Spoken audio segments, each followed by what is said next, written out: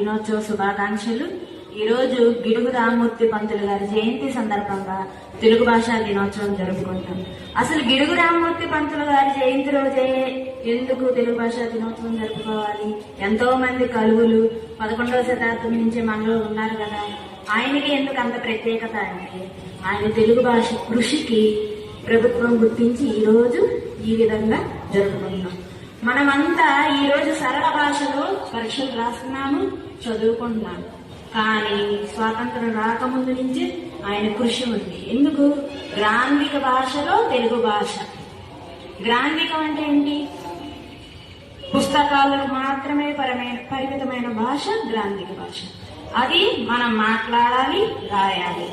అది ఎలా సాధ్యం? చదువు రాని వాళ్ళకి అందరికీ తెలుగు చేరువవ్వాలంటే వ్యవహారిక భాషలో మాత్రమే అది సాధ్యపడిద్దని గిడుగు రామ్మూర్తి పంతులు గారు ఆ రోజు బ్రిటిష్ ప్రభుత్వంతో మాట్లాడి మన కవులతో పోరాడి ఎంతో మంది సాంప్రదాయ భాషలో ఇమిడిపోయి ఉన్న వాళ్ళని బయటికి తీసుకొచ్చి వ్యవహారిక భాషకి పునాది వేశారు. గిడుగు అంటే పిడుగు. పిడుగు అని ఎందుకు అంత గట్టిగా పోరాటం చేశారు కాబట్టి ఆయనకు ఆ పేరు వచ్చింది. ఆయన చేసిన కృషి వల్ల ఈ రోజు మన వ్యవహారిక భాషలో చదువుకుంటున్నాం, రాయగలుగుతున్నాం. అందుకే ఆయనకి అంత గౌరవం ఇవ్వటం జరిగింది. Thank you everyone.